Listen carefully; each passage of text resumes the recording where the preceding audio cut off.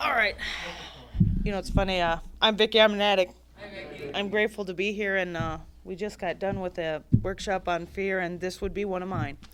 So bear with me. The topic is service, and I need my book here for a second because I wanted to read something. I was flipping through it today, and this really jumped out at me, and it's talking about sponsorship, but when I read it, I was like, really into it. And it says, we spent years taking from others in every conceivable way. Words cannot describe the sense of spiritual awareness that we receive when we have given something, no matter how small, to another person. And, when I was out there, my idea was take, because you had something I wanted, and I don't care what I had to do to get it. And I'm sure a lot of us were like that. Even if I called you my friend, I still wanted something that you had. Whether it was money, your drugs, your car, your man, it didn't matter. I was going to get whatever I wanted out of you, and we always say that when we give something, we always expect that person will want that service returned. And so my concept of, service, of giving without wanting anything in return was like, what? What is wrong with you people? And I didn't understand it. And so when I got here, I started following the suggestions, and, that I have to say that that was definitely a God thing, because, my idea of following a suggestion was going to be the opposite of whatever the hell you told me.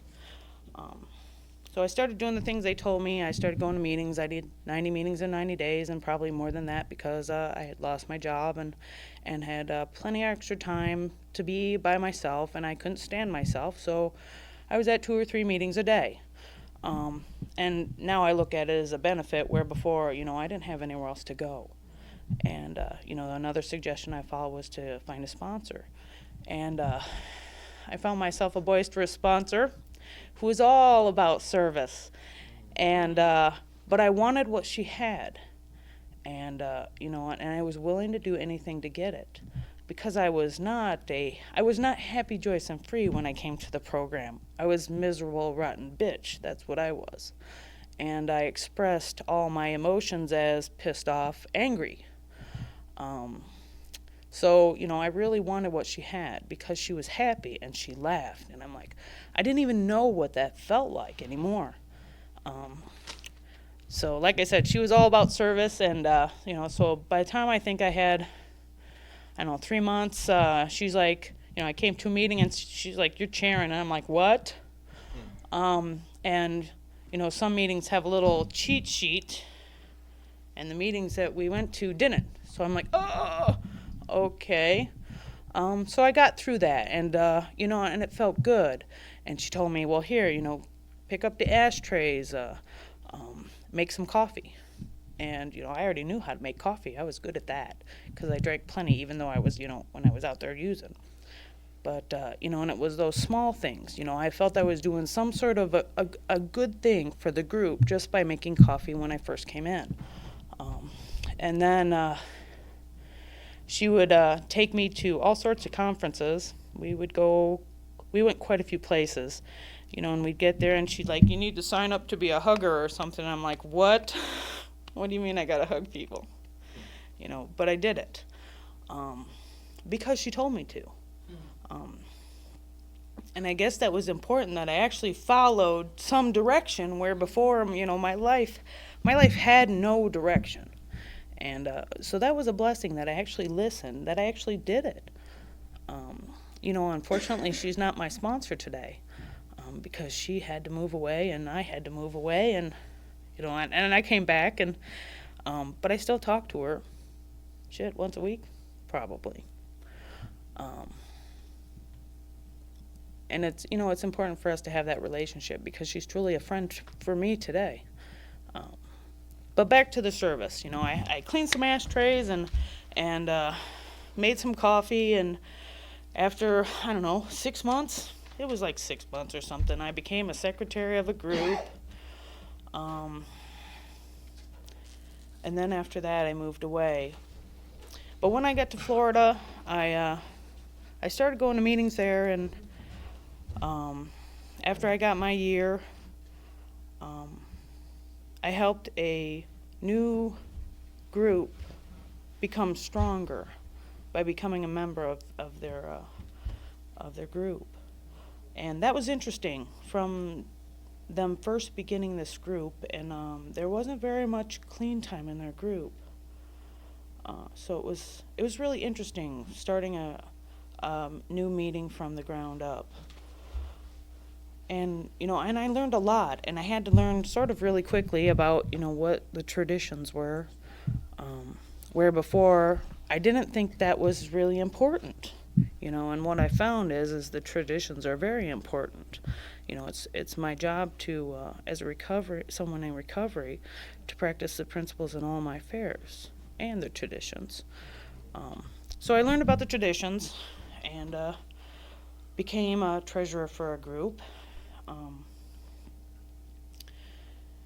And this meeting just took off. It went from 5 of us for the longest time, for almost a year, to 20, 30 people. And that to me was amazing.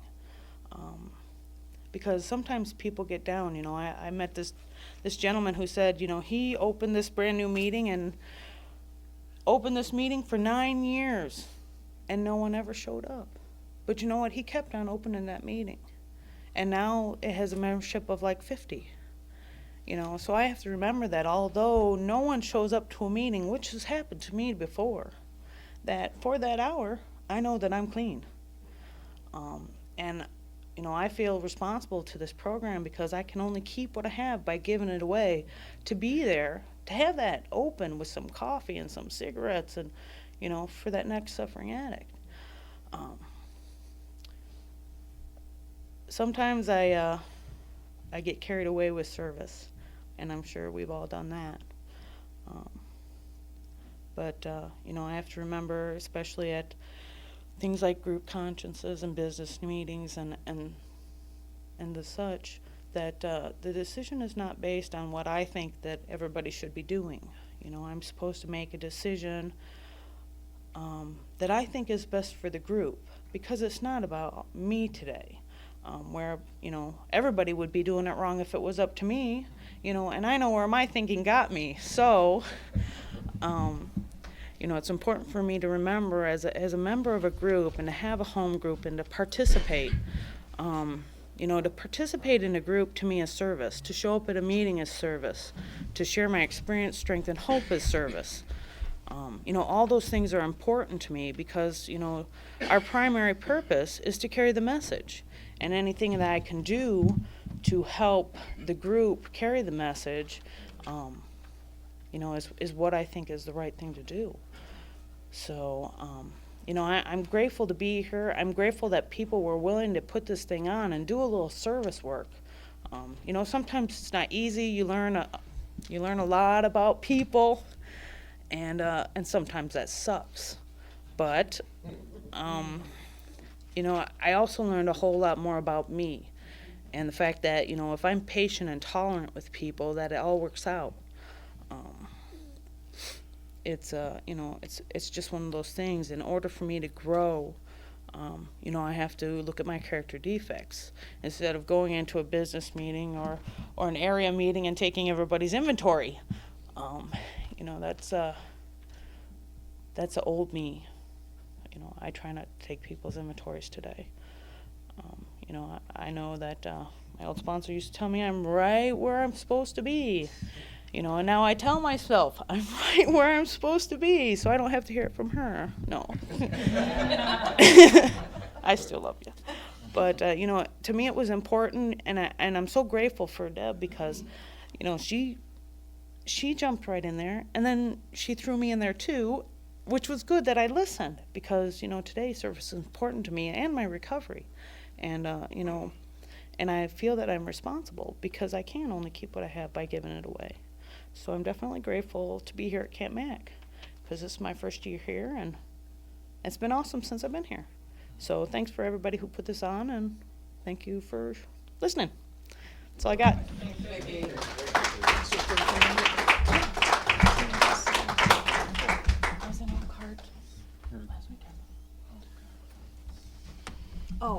too? Okay. All right.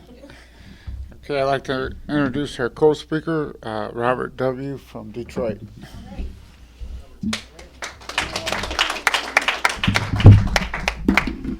My name Robert. I'm an addict. Hey, Robert. Oh man, I'm feeling like real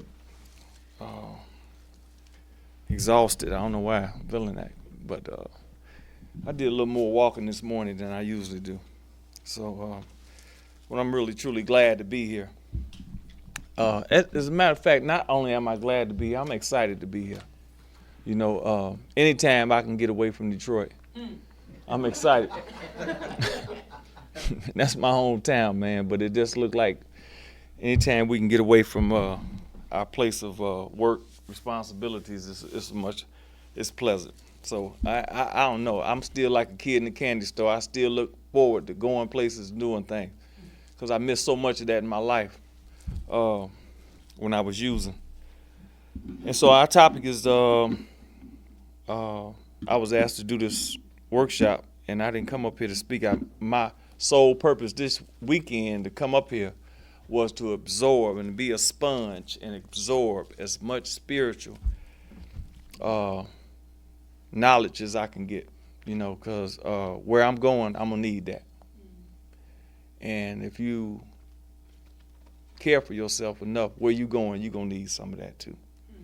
You know, and I just know, as much as I like to be an idiot sometime, right? I know I need spiritual growth in my life.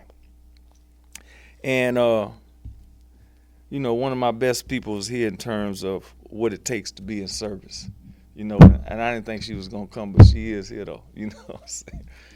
And, you know, service work is so important. And my first sponsor, bless his heart, wherever he at, he involved me in service work at my first year in the fellowship. And he had me go with him around doing H&I work, and that was important. And I didn't know what I was going to expect to get out of that, but I did go. And before I know it, I was doing service work in H&I with a little over a year clean, and that was important to me. Today I realized how important that was. The benefit I got out of that was not the work that I was doing or was asked to do or the directions I was asked to follow, but learning how to follow directions. And that's what my sponsor was showing me, how to follow directions. I didn't question them. I was the type of addict when I got here, I stopped questioning things. And that helped me a lot to stop questioning things. I just kind of like do it. And it's been working for the most part for me today. I still don't question a lot of things. You know, I look over at my higher authority, you know, which is God. And service work has really gotten me outside of myself to grow up, you know. And I was just sitting here thinking a while ago when I thought about my sponsor, which is a good role model for me today because he do service work on an area level. And all the time, when I think about what I shouldn't be doing, I look at him and say, damn, he's still doing it, you know, and that keeps me focused and knowing that I don't want to let that piece of my life in recovery go. I got to stay of service. And most importantly, not only that, I don't know about y'all, but see, I have never worked as long as I've ever worked today. And having been responsible, you know what my biggest job, what we was talking about Mike earlier, my biggest responsibility with life on its own terms is not throwing it down the drain. You know what I'm saying? I asked for this responsibility. I got a responsibility. It's my service to do their service work, be of service on my job. And that means it comes with a different attitude, you know? If I don't have a good attitude on my job, I'm eligible for somebody to replace me. And I have to talk about that piece, man, because I don't take my job lightly. I don't take the fact that when I wake up in the morning, I already know what I ain't got to do nothing. It's just going to happen. I will give my job back today if I don't have a good attitude. And I work in somebody was saying earlier about, and that's their message. But church don't do this for you, church don't do that for you. I've been in the church for 12, 13 years now. I work in the church, and that's my employment. But what I gain out of being in a place like that working is that I think about this program. And the only way I've lasted as long as I've lasted probably is because I think about service work in Narcotics Anonymous. Because people, and I'm being challenged on my job. To me, it feels like a challenge that I've never even experienced before. And I'm asked to do, I've been, up until last week, I've been okay with being asked what to do. Do this, Robert, do that, Robert. But now that there's only one person, when there was 8 people in our department, it's only down to me, right? I got this this idea that, and I'm gonna tell you something, the disease of addiction is all the way with me on this one. Trust me. See, I know this disease of addiction is still trying to get me to exempt myself and be unemployed. It don't have no respect for clean time. Not this disease, right? And so I'm really having to talk to my sponsor and step up a notch, Mike. You feel me? I got to step up a notch. I got to turn, they done told me I got to step it up a notch. On my job, I'm always doing service work. That's what I call it. Because the people that pay my wages, is the people that pay their tithes and offerings to that church. So I have to be of service to them people, And I'm glad I got it in my spirit to know what service is really about. And let me share this with you too, that you got to get motivated to do service work. You have to be motivated to do service, else you ain't gonna do none. You know what I'm saying? Your ass ain't gonna do none. You got to get motivated to do service work. I remember my sponsor telling me one time, he was like, I do all the service work it is to be done as long as you watching me. And that's who we are. Long as somebody watching me, I'm working my ass off. As soon as you stop watching me, see, and that's what they talk about in this book about service work. We want the reward without the label, right? And that's who we are. And sometimes you're going to be asked to do things where ain't nobody watching you. That's right. Right? See, I believe this. They say if you don't have a home group, you're homeless. The highest level of service work is home group. Now, other people might not view it as that. But I believe that the highest level of service work is at your home group. And the reason why I say that, because like Lisa talked about earlier, about getting on different positions, this, that, and the other, that's all fine and well. But I don't know about y'all. When I came out of the dope house, I was looking for a home group. I wasn't looking for a service position. I was needing a home group. Well, when I got there, hopefully y'all would appreciate me being out of the dope house and show me enough consideration to welcome me, right? And one of my pet peeves at our home group today is making sure whatever else fail, we're gonna wish you a welcome when you get to our home group, right? And I don't know, man, but my sponsor got that chair so packed today. I'd be kind of rough for somebody else to get in that position. You know what I'm saying? He's right there at the door every Sunday night hugging people. And what we try to do is have a male, female at the door. Because let me share something with you. That's being of service to people. I don't know about y'all, but anything after that point is whatever it is. But the key point is when a person has just come out of the dope house and has been using for any number of years, time, he is a frightened and an insecure person. He is very afraid and he's not trying to show it. But we know he's afraid. Why? Because now he's finna try something that he has never tried before or has tried and failed, right? And we need to be there to let him know that he don't have to be afraid anymore. Man, we get it twisted up in here. We be so damn concerned about everything else. Not, and our main primary focus is the new member. I don't give a damn. Read the textbook. The literature said when all is said and done, our primary purpose is only to carry the message to the addict, because that is all your ass have to give. That's right. Now, you can think it's anything else other than that. Go use some dope and see how you feel when you get ready to walk back into a home group. See how you're going to be treated. That's so important, because we lose members and members die all the time because they didn't get the right treatment when they got to a room where we were at. I was so grateful when I got to the rooms of narcotics that it was people at our home group that was serviced to people. They held my hand at Recovery on Nequinta. They held my hand. They knew I was afraid. And this one guy, man, that told me that I was going to be the coffee maker. Everybody was telling me what I was going to do, right? I was like, oh, hell no. They got this shit wrong. I thought they was picking on me. That's the attitude I had. I felt I was being picked on.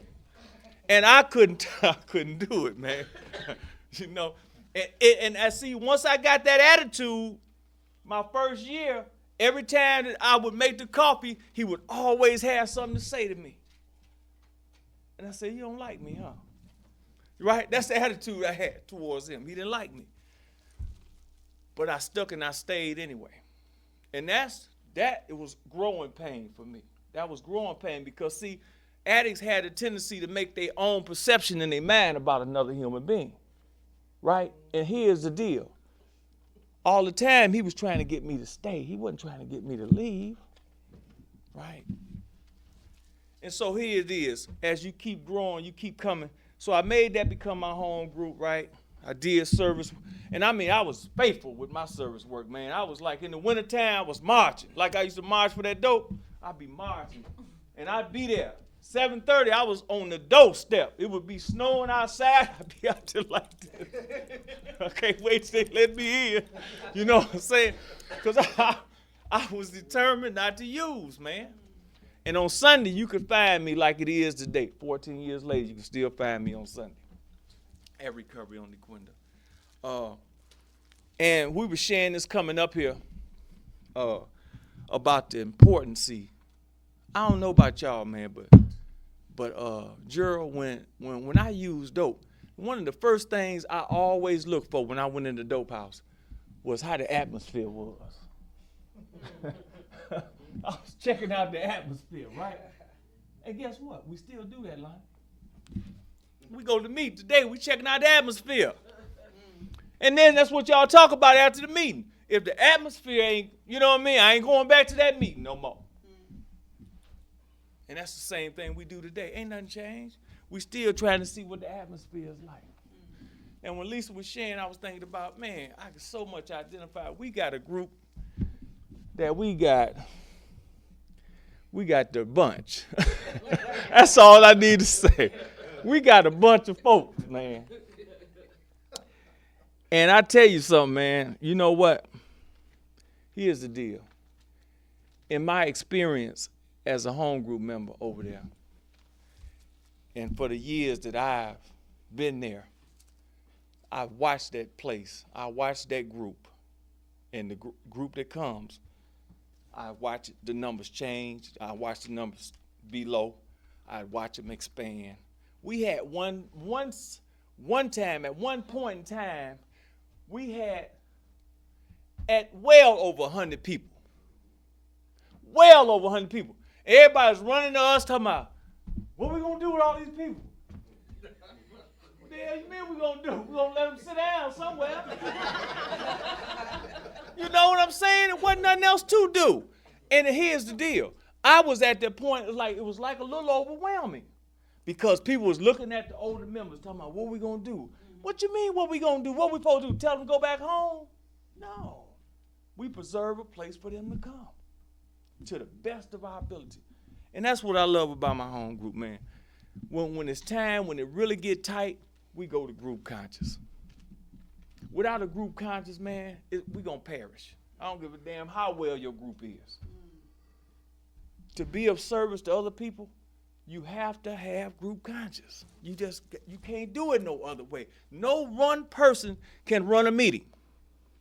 We talked about that. About one person taking on a personality. I already know. That's Robert's meeting over there. That's Robert's meeting over. Where y'all going, over to Robert's meeting? You know what? I had to learn how to become all right with that. I ain't trying to take on no. It's just a way of nature for us. I've been coming 14 years. Quite naturally, my name ring a lot. Right? But my heart is still in the right place. It's still in the right place. And now it means more to me now than it did a few 24 hours ago, right? Because I really had to take a personal inventory of myself today to know that how, like it say in the book, we are thrust together. What's important for me, what wasn't important to me in my first 3 or 4 years is much important for my personal recovery. To know how I behave and I take on matters that take place at Recovery on Nequinta. Because I tell you something, man, we are so self-centered that we'll see people that's done hung in there and stuck with their group like we stick together as a bunch, and they envy that. And they'll come over to your home group to just make some disturbance and leave. But I'm ready for them. Bring it on. Cause I ain't finna contend with that, right? And home group members running to me, man, say, man, look, Robert, you see how they acting? You see how they behaving? I'll be like, yeah. I said, but they'll mellow out. One thing I learned in the time and experience is this. When you got a big group of people, right, ain't no one voice finna straighten out all them people. You just wasting your time. You better check your heart. Cause this here is all I don't get no more, Lonnie, right? And if I put any pressure on this cause another knucklehead don't want to listen, I ain't finna do that. It ain't that important. Now, here's the deal. I'm not saying that my service to the group is to try. I think this. I believe this. If you keep coming to your home group, you will get a certain respect anyway. Because we watching your actions. We ain't even hearing what you're saying. Primarily, we watching your behavior, right? That's an example. We watching what you do in your home group. That's what we do. And what we always try to do is give something back to the new member. And that's important. That's our only biggest job to do in a home group is to have a message to carry to a newcomer when you walk down in that basement. Make him feel welcome. Make him feel welcome. So when he leave there, he'll say he'll wanna come back. And we need to be reminding the newcomer when they come, ask them, did you enjoy yourself? Did you enjoy the meeting? Look, man, this disease of addiction, I don't want to never think that I'm so this and so that I'm not concerned about what a new member think. I am. And that's what I always asked us in the group to do. Let's think of something we can further do to carry the message. That's our job. For those 2 hours that we there, that is our primary job. And that's my piece in service today, still. But I need to remind y'all that I still trouble. It look like sometimes I come down in that basement and seem like I actually be thinking, they just picking on me. Why they doing that tonight? And see, your home group is where you come when you done had whatever you going through your life on life terms, right? You supposed to be able to come to your home group and wear that on your face, and your home group members say, and I got members like that in my group, man. Here, check, man. They said, Rob, what's really going on, right? I hate when y'all tell me, right? Because y'all know me. They know me. Lonnie asked me the other day, Rob, You all right? I want to say, man, why you asking me that? You know what I'm saying? It's like, but he got my best interest. He want to know. He can see it's written on my face. Normally, you know, you go to your home group members will know whether you all right or not. So anyway, I was sharing real quick about at one time we had such a large group. And the reason why I say it was large is because it was 3 groups coming out. We had a treatment center group, 2 other meetings that got shut down. They had invited themselves to our group, so we had our group, those 2 groups, and a treatment center. And 1 pot of coffee just wasn't enough. It got kind of overwhelming, right? But we managed to get through that. And the experiments I grew through that was to learn how to not lose it. That's the most important thing as a home group. And continue to join together, be of service to each other, right? We had a major breakthrough the other day at our group too, and I learned something. I was like, wow, I'm just now getting that. And it was 2 members, both of them had ideas, right? And they looking at me like, ain't mine better than his, right? And what I really discovered about that is that for me to be at peace and to try to bring some peace between the 2 home group members, we need to let both of them know both of them's idea was good. And it was. Both of them's idea was good. And I mentioned that to both of them. I told them both of you guys got good ideas. Really do. There's no way to distinguish whose idea is the best. Both of them are good ideas. So let's know that first, right? Now we got to decide which one we're gonna use. It ain't no different than that. And once we can learn how to come together like that and not be at each other like your idea is better. It talk about that in the literature. Ain't no one idea better than the other one. It's just who gonna make the decision on which one we gonna use. And that makes peace, man. That brings peace and harmony. When we open that door in that kitchen and go out there, we look like we uniformed. You know what I'm saying? And when we step and march out there on that floor, you understand, people recognize that. And that's so important. We do things in our group. As you can see, we display sweatshirts we wear as group members. I didn't wear mine, and they looking at me. I come out and bring my sweater. And I'm thinking, do I get punished for this or what? But I just want to share that. That was important that I mentioned that, the level of service that I love the best doing. I tried other levels of service, but I think my best niche, I'm satisfied to believe today my best niche is in my home group, right? Because it's something about Robert that I have a way of touching other people. And I enjoy touching other people's heart. I enjoy, I look for the person that's in pain. I look for the person that's hurting. Because if you was anything like me, I hurt when I came out the dope house. And it thrills me, really, really thrills me to know that we can get a member, clean him up, help him out, and show him a way. And I'm telling y'all, man, this fellowship is getting so large that people, it seemed like it would be better than it is, but it's a little bit different than I thought it would be by now. And that is that for the new member seem like it's harder for them to get it now than it was years ago. It just seemed like it's harder for new members to catch on now than it was. I don't know whether it's the attraction that we have in the rooms.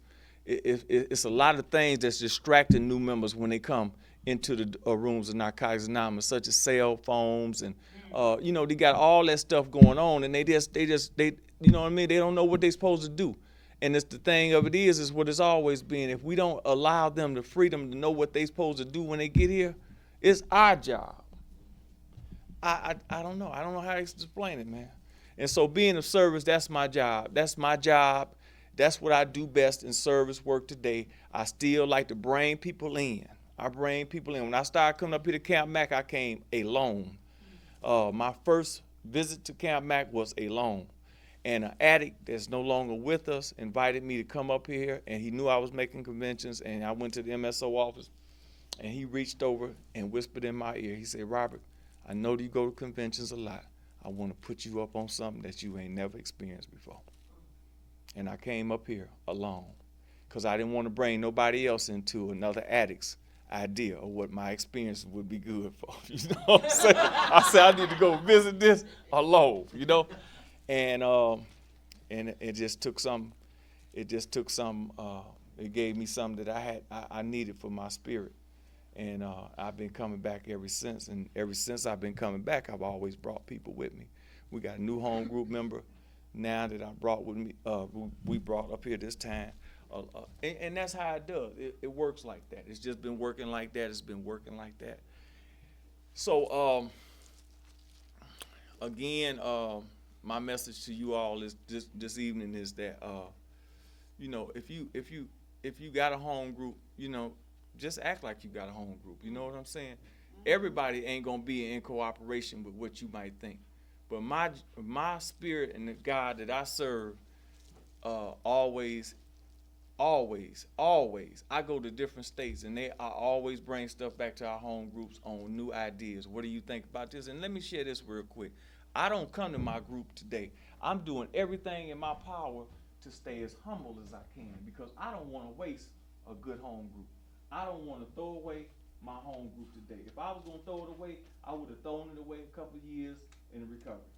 But today, you understand, it means more to me to see if, like I was telling you, on my personal part of my recovery, for me to maintain what I've been doing. If it's been working, why change it, right? There's some things that we have to change, like the textbooks say, but there are some things that can remain the same. And such as my home group, as long as we have play. And mind you, man, I'm talking about people is literally trying to do things, throw monkey wrenches in our group, try to make our group have a bad name.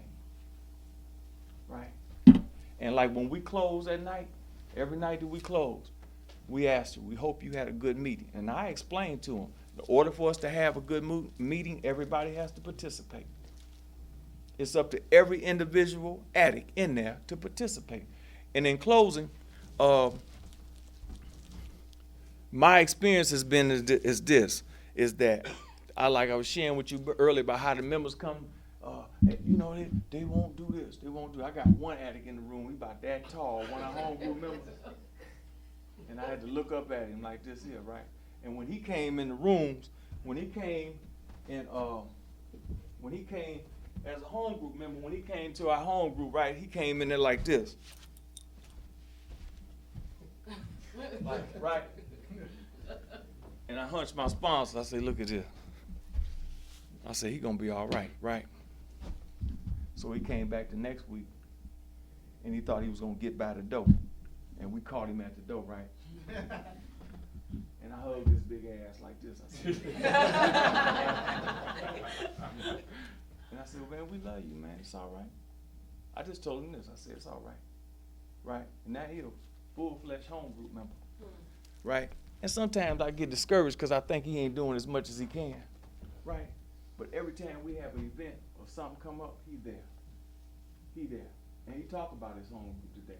See what I'm saying? It's only two things we're working out of, and that's love or either fear.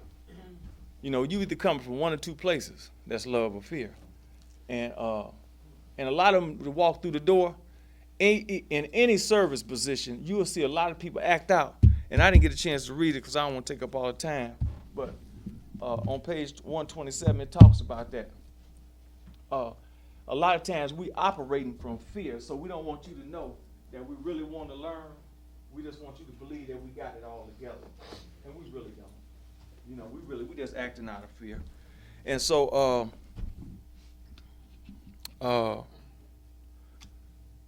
what I'm learning, Loretta, is this.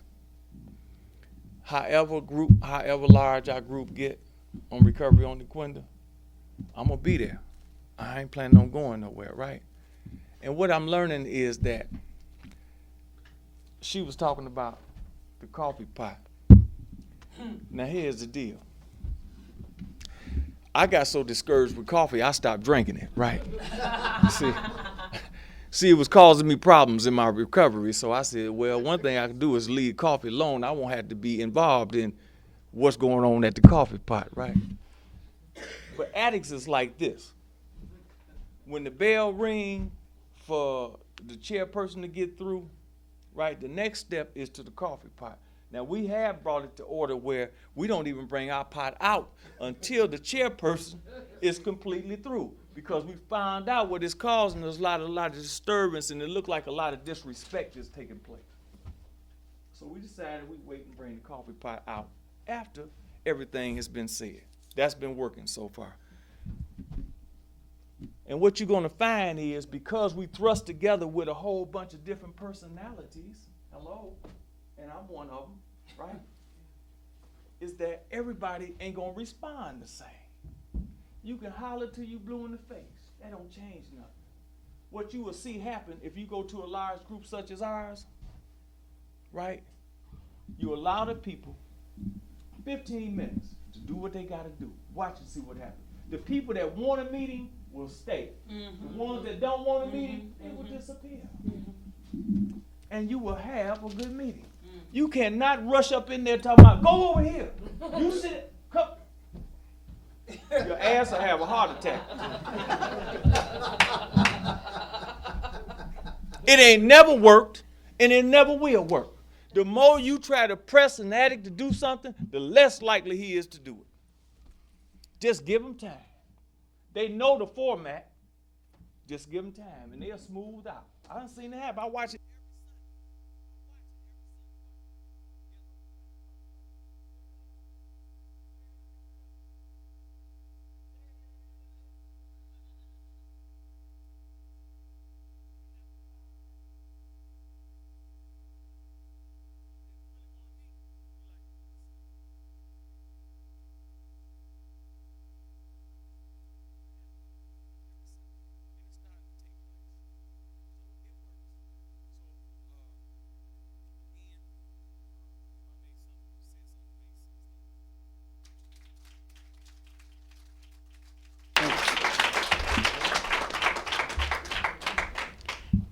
Okay, before we open the floor for sharing, I need to remind everyone that you are being taped. If you wish not to be taped, please let me know so that the tape can be turned off.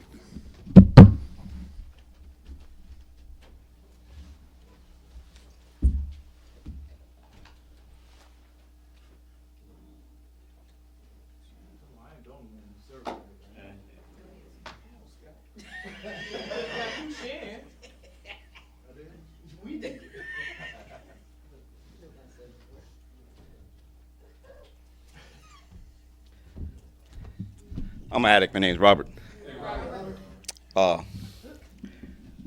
Service work. You know, I was listening to Rob talking. It just reminded me. He said about the hugging at the door. My spot. Sometimes I think that is my spot. You know, I think my main purpose though is to get that hug and let that addict know going down them stairs, you know, that they welcome. You know, because I know how scared and jittery I was when I first came. I needed that hug.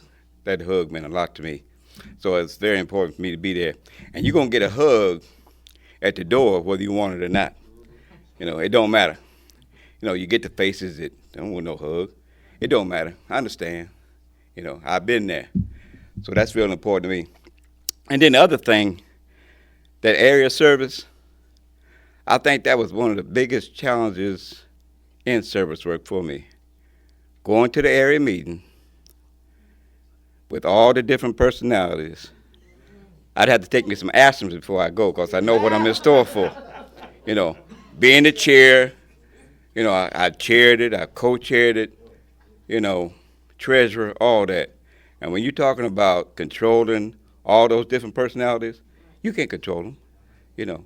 You just follow the format, do the best you can, and try to be effective. You're going to have disagreements, you're going to have arguments, but I found out at the end of the meeting, when we do the circle and pray, everything's okay. But I had to learn that. It took a long time. But what it taught me was some patience and some tolerance. It took a long time, but now people ask me, how do you stand there? How do you sit up there so calm? I've been there. I'm not going to get worried. I'm not going to get ulcers, and argue with people about different things, especially about the money. Being a treasurer, they want to know about the money. If the money's not right, we're going to have a problem. I try to make sure that the report is right, everything's in detail, and I explain everything to them, because I know who we are. I've learned that I know who I'm in the rooms with. I know me. But service workers, it just changed part of my life. It helped me grow, like I say, with some tolerance and some patience for people, And it's just real important. Another thing he mentioned was that, when I really started doing service work, a lot of times I come to the meeting, there's nobody there but me, And I'd set up everything and set the chairs up and the coffee and everything, and I'd sit there and wait till somebody come. And after a while, I stopped doing that. I said, damn, somebody need to see me do this. I'm doing all this hard work and ain't getting those strokes. But, somebody brought to my attention that somebody see it. Somebody watching what you doing. You doing the right thing for the right reason. Thanks for letting me share.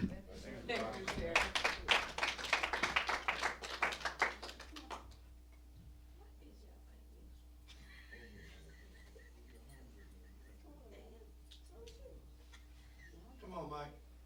See? We need to hear you. There you go. All right.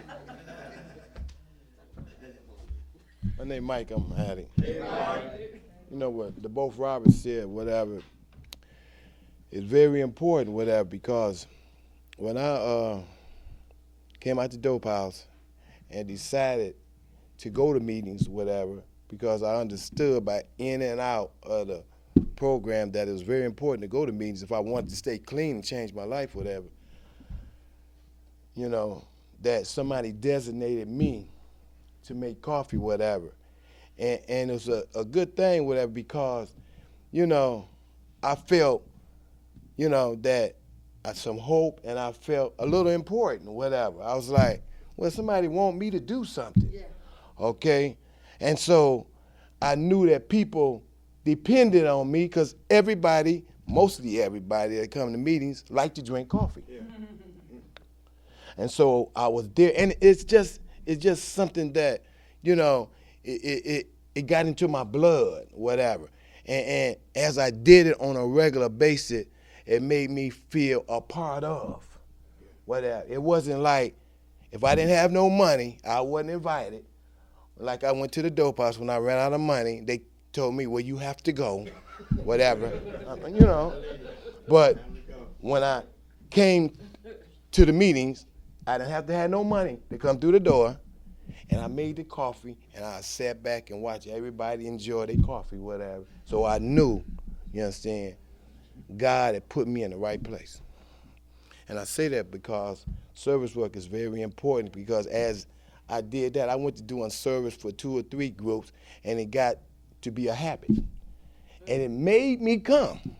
It made me come on a regular basis or whatever, and I'm grateful for service work because it's very important for the newcomer to see the older member do service work. See, because you have a lot of groups where the older member just lay back and act like they all that and they got it, and the newcomer be like, well, I wonder how can I get to be like them? So a lot of time we be setting bad examples for the newcomer, and that's one of the reasons why they be going back out the door, because they really don't know that the real message is giving back. So as I did service work, I got to where I didn't care if nobody else didn't do nothing, because I know I was the most important person, and it was helping me stay. And that's the good thing about Narcotics Anonymous. Like Rob was talking about, when he came up here, whatever. I remember when he invited me to come up here, and that was another part of me staying around the fellowship, is getting outside my Detroit area and seeing other addicts do different things or whatever. And when I came up here or whatever, I was just so amazed how much peace and serene that was up here. And everybody, just, hugged you, and it wasn't well, you can't come over here because, this is a private club. You have to stay over here. I mean, you know what I mean? Everybody just was together, whatever, and that was a good atmosphere. It made me feel, you understand, that Narcotics Anonymous is not that bad, whatever. And I continue to come year after year, whatever, and then when I, met my wife, I brought her up here, and she was just so amazed, how people treated her up here, whatever, and it was just a blessing. See, everything that happens in my life, I don't say it's luck or none of that. It's a blessing, whatever. And I understand that today, whatever. And service to the newcomer, if you have a home group or whatever, try to get involved in doing something to make it a better place for the next addict coming off the street to come to. Because that's how we keep addicts, showing them a different way. Not showing them, you understand, that, hey, it ain't no good, you understand, we just gonna do this, we just gonna mingle over here. You have to show them, you understand, something to keep addicts, like Robert say. Nowadays, a lot of times, we showing the newcomer the wrong way, and they ain't staying, But today, you understand, I think we're getting back to the right format, letting them know that it ain't that bad. And if you do some service work, maybe you understand it'll rub off on you and you'll enjoy coming to Narcotics Anonymous. Thanks for letting me share.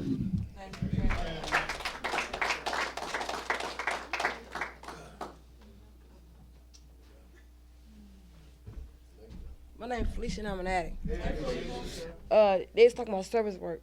Service work is important. I still go back to the treatment center where I did treatment at, and it's 18 months later, and I still go back and do service work. I chair that meeting. When I first came around, and I was chairing the meeting on recovery under Quinder, and they had an anniversary coming up, and I didn't know during the anniversary time that they get somebody else to chair the meeting, right? So I came in, I was going to chair the meeting, and he told me, we got somebody else. Robert said, we got somebody else. And I had a resentment with him because that was, to me, that was part of my, I enjoyed doing that, right? But then they had to step me down and told me that, well, this is just for right now. You can go back to chair next Sunday, but for right now, this is for that, right? But I love my home group because when I first came around, like they said, the hugs, I don't think I would have stayed if I didn't get the love that I gotten from that home group, and well, recovery is great. Since I've been here, I lost 4 people in my life, in my family, my mother, my brother, and 2 aunts, but I'm still here. Recovery works. Thanks for letting me share, y'all. Thank you.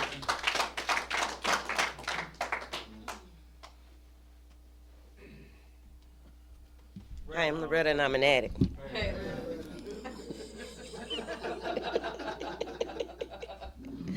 Ooh, service work. I'm one of them older members. And I just want to say service work isn't just those positions that have titles. Just because I don't have a title now does not mean I do not do service work. Okay? Service work is being at the meeting on time to hear the reading so the newcomers see you there. Service work is sitting at the table and listening to people share, giving them your undivided attention and not running back and forth to the car, pot to the bathroom, and having a conversation with this person over there and having that person with this conversation. Because, I know what it feels like when I'm sitting there sharing and something is really bothering me and people just getting up, leaving the table. It's like, don't nobody want to hear me? What? I mean, when I was growing up, to me, my opinion didn't matter. And that's what I was feeling. But coming in here, we need all the help we can get. Service work is giving away what you have gotten here. Giving that hug, just speaking to somebody. Talking to a newer member. Well, here goes some meetings. If you don't, this is how you get to this meeting here. Well, we go to this meeting here on the next night. It may not be in the meeting list, but here's the address. making people feel welcome is service work. Just like you said, I'm so glad that I am a part of Recovery on DeQuinder, even though I do not be there every Sunday. You know, and that's for a lot of different reasons. But when my home group says, come to the business meeting, we need you, who was there? Okay. And, you know, I do something which I've heard a lot of people say is the wrong thing to do, but I moved a lot. And wherever I moved, I got a home group. So I got about 7 of them. And I go to all my home groups. I may not have a title, but I'm there. You know, and I feel a part of. You know, in the beginning, having that title, doing that service work, made me feel a part of. Now I don't need to have that title. I am a part of. And can't nobody make me not be. Just me. And to me, being a recovering addict is a job. You know, I got blessed to get clean. I'm supposed to help somebody else, just like somebody helped me when I came in the door. That's service work. You know, you don't get the title of old timer doing nothing. There's some stuff we got to do. And then there's some stuff we got to do to be able to stay an old timer. You know, lovingly, members of my different home group call me Mama Loretta. Yeah, I'm bossy. I am. And it's because I love a lot of people. And it's about giving what I know. Because today, I can honestly say for me, I know some things. Because for a long time, I didn't have anything anybody wanted to hear. Everything that I thought or felt was worthless. And the newer members, even my home group members, have no idea what they mean to me. They will always be my family. I may not come to the meeting for 5 years. You know what I'm saying? It's like me and you was talking yesterday on the way here. I may not see you all year. But when I do see you, we start off right where we left off from last year. That bond will always be there. That's because of some service work that I've done with each individual member, and they've done for me. Because I've gotten something from everybody. You know, even up here, there are people that I see only when I'm here. That service work of us connecting, of us talking what we did for the year, how we grew for the year, what we got since we've been here. All of that is service work. You know, I just felt I had to say that because I'm sure there's a lot of people who don't do service work, but they do help people on an individual basis or sitting at the meetings. And what they do is just as important as having a title. We just don't have one. Thanks for letting me share.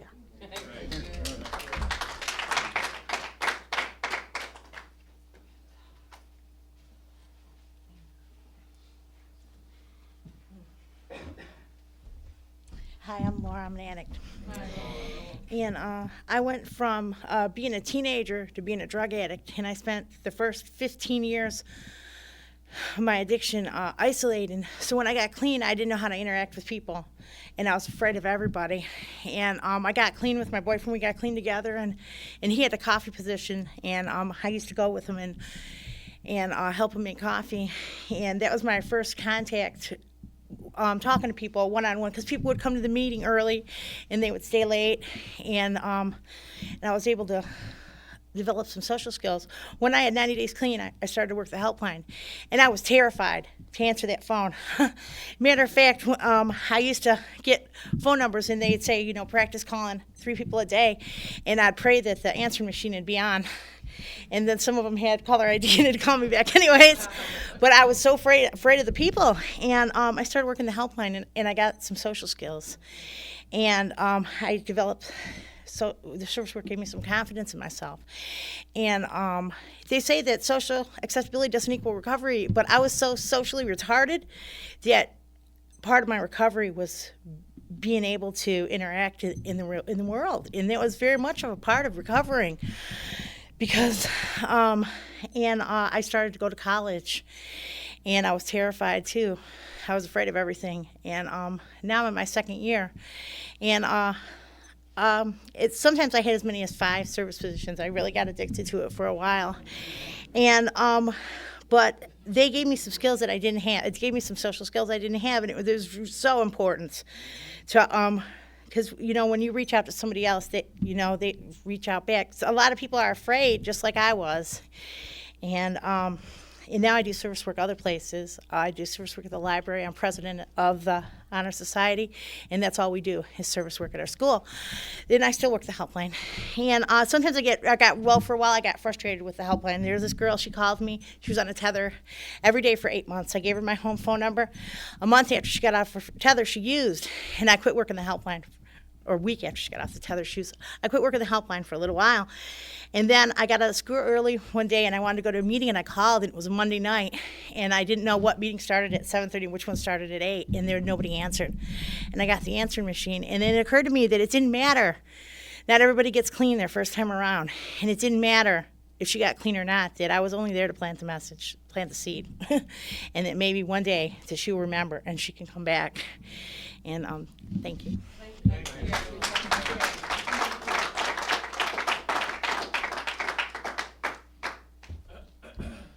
Named Mike. The meeting that I attend, coffee's already made, supplied. So that's something that, I couldn't find a niche in. So you look around in recovery and try to find that niche, no matter how small it is. It doesn't have to be a title. So, we have a third Saturday dance. I found my niche. You pick up a mop, you pick up a broom, you start cleaning. You fill up a bucket with water. You fold tables, you put up the stuff, My sponsor, which is, I think he thinks I'm fibbing when I say this. He's one of the greatest sponsors I know because he's always there when I'm whining. He took on a service position of taking care of the dance, and he found out it's some work, and he acts like he's not appreciated, but he is. He is. He found out it actually is a job. We've had several people change in that position. You do get tired, and I do understand about changing or backing off or letting somebody else get an idea of what that job's all about. That it is a job, But you let the newcomers see, that there is things that take place after everything's done and over with and said, and somebody does come along. It's not some magic fairy that cleans the mess up after you leave, and the fun's all over with. But that is part of recovery. He pulled me in when I first initially got in the program, and I was just told what to do. Went down to Isnack, volunteered in the services, ran around the place, ran a vacuum, filled up pop. I did what I was told. That was part of recovery and made me feel like I belonged in this program. And being the ADHD kid that I am, people probably thought I was using, because right now you see me hand gesturing and acting like a crazy man. I have to slow down sometimes and let people know that, I'm okay. I'm here for all the right reasons, and I know I'm not under the influence. Just get going too fast there, and brain works overtime. I'm out here thinking while I'm talking to you all right now. So, but it's all part of recovery, and it's not a title. It's not GSR and all these happy little names, because it's freaked me out when I first came here. Anyways, all these little titles. I didn't want a title. I just wanted someplace to fit in. And you can find it if you just look around, stop and slow down and look around. That's all I got. Thanks. I'm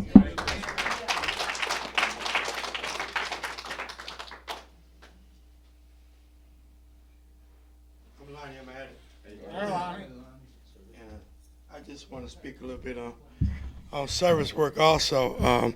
I can remember when I first came around to the rooms of Narcotic Anonymous, I kept hearing y'all say, get a sponsor, do some service work, And I remember I had about 90 days, and I walked up to this guy and asked him to be my sponsor.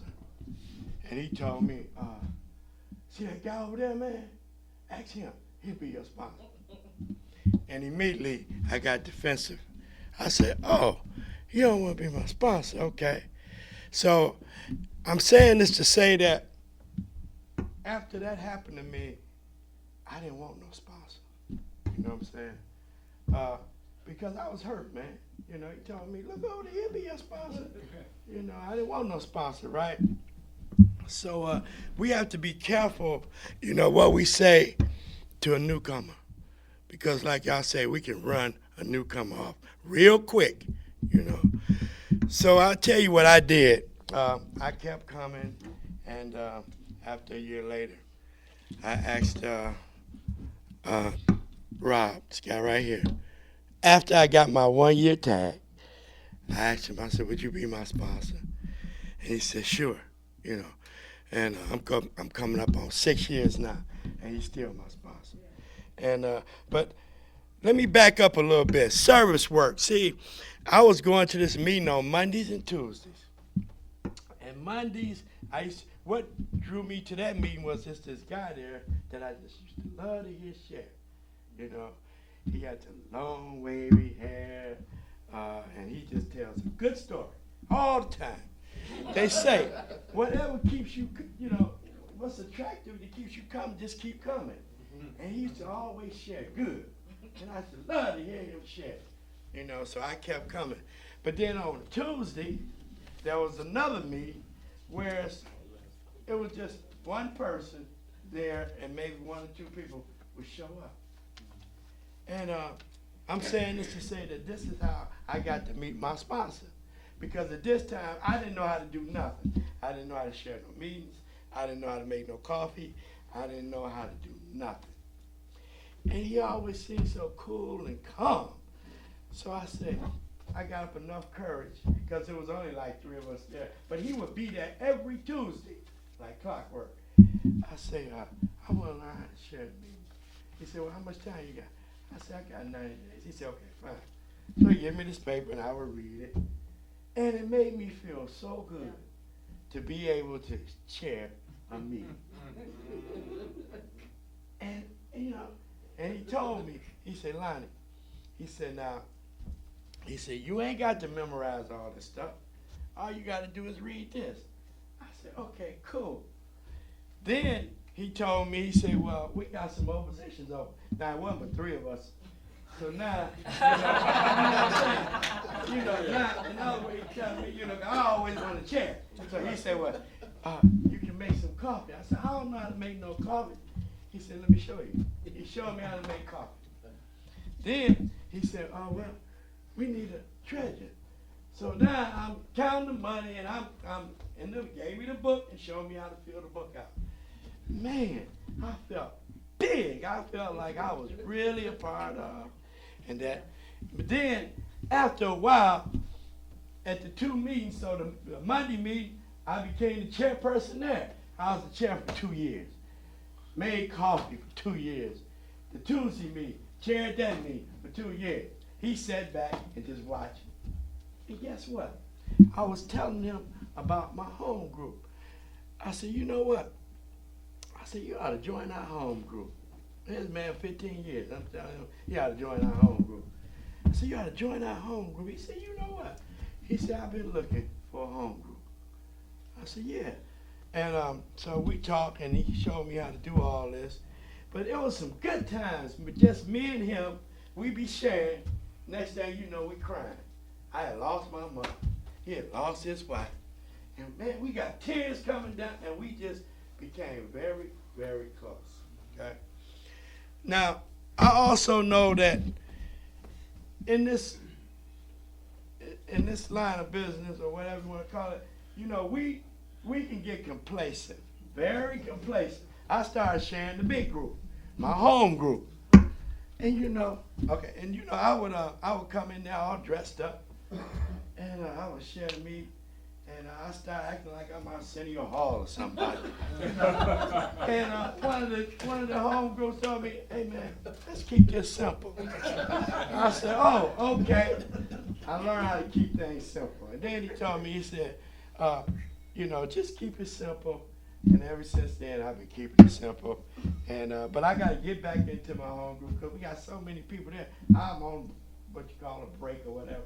But I found myself not getting there on time. And I noticed that that doing service work kept me there on time, so I'm gonna have to find something else to do. Thanks for that.